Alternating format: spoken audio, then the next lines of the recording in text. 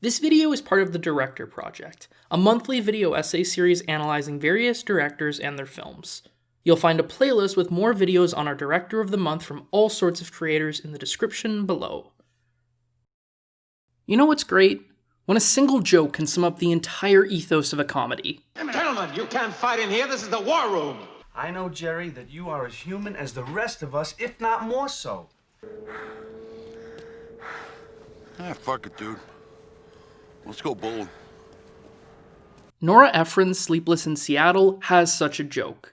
The movie is all about how the cultural perception of love is shaped by the movies, and how men and women interpret and express love differently. This crystallizes as Susie describes the story of 50s melodrama An Affair to Remember through heavy tears.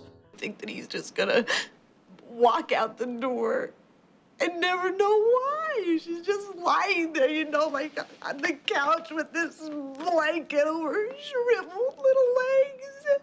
The men, Sam and Greg, dismiss her feelings, but soon begin weeping themselves as they describe macho action movie The Dirty Dozen.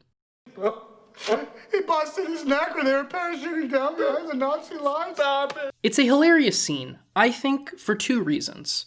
First, because of the dichotomy the joke draws between men's pictures and women's pictures, especially relevant in 1993. Making movies for a gendered audience was nothing new, but the 1980s and early 90s saw a stricter divide, as action movies pushed further into testosterone-fueled machismo, and the phrase chick flick emerged to categorize, and often denigrate, melodramas and romantic comedies aimed at women.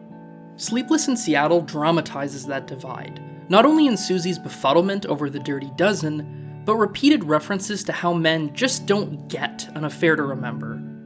Even at the Empire State Building, where the desk clerk's knowledge of the movie allows for the big romantic meeting, he still clarifies that it's one of his wife's favorites, not one of his. It's the classic men are from Mars, women are from Venus shtick, and while it makes for a funny scene, it's also a dated one. Not just because the movies Susie and Sam reference are old, but the basic concept that boys get some movies and girls get others just seems quaint. A byproduct of binary gendered thinking, which has become increasingly challenged in mainstream culture. That's a chick's movie. The phrase chick flick has also become more politically loaded, as several writers have pointed to the misogyny rooted in the term belittling feminine stories, as well as a misguided endeavor to lump all movies aimed at women under one genre. More simply, it's silly to act like certain genres only appeal to one gender, and it's even sillier to deny yourself pleasure because a movie belongs to the other team. Who doesn't want to experience the joy of watching two people fall in love and having some laughs along the way? Or the joy of watching a man throw a steam pipe into another man's chest? Let off some steam, Bennett. The second thing that makes the Dirty Dozen scene so funny is not just the dichotomy it draws between men and women's pictures, but the equivalency. The implication that action movies affect men the same way melodramatic weepies affect women. And I think we can all agree that's absurd. I mean, crying at action movies? Am I right, fellas?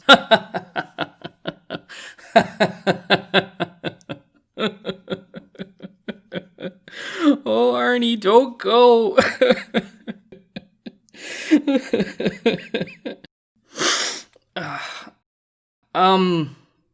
Maybe those genres aren't so different after all. We're not so different, you and I. Actually, they're very similar in how they both appeal to emotions that override logic. Meg Ryan romantically stalking Tom Hanks is ridiculous. Just as Arnold and the boys mowing down bad guys in the jungle with a wink and a smile is ridiculous. Yeah! Stick around. But the emotional fantasy is nonetheless powerful. We all know how silly these elements are, and Sleepless in Seattle knows we know. It was right. It was real. It was a movie. That's your problem. You don't want to be in love. You want to be in love in a movie. But that doesn't mean it can't be touching. And make no mistake, for as macho as the 80s action movie is, there's also a lot of tenderness. Look at the earnest male bonding at the heart of the buddy action movie. Lethal Weapon may be a platonic love story, but it's very much a love story. Predator is often thought of as the most manly man movie ever made, everyone quoting Jesse Ventura's tough guy one-liners. This stuff will make you a goddamn sexual tyrannosaurus. Just like me. You're hit. You're bleeding, man. I ain't got time to bleed. But look at the sincere grief Bill Duke's Mac demonstrates when Ventura's Blaine is killed. This goes beyond escalating the stakes of the narrative. There's a tangible sense of sorrow and loss on screen. Goodbye, bro. Hell, Sylvester Stallone, one of the two biggest action stars of the 80s, had his breakthrough in what is, essentially, a weepy melodrama. Just like Sam, who tries to hide his grief in work, action movies are bursting with feeling. And so, I laugh when Sam and Greg cry over The Dirty Dozen.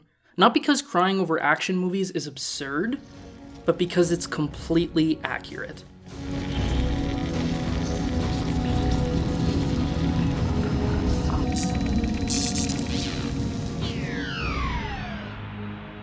Oh God, I love that movie.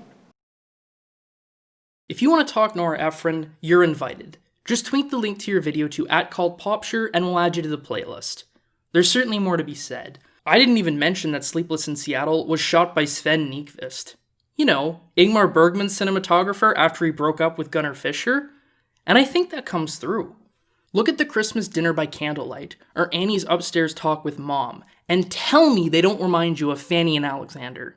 Someone's got to do a video on this. I'm giving you all the pieces.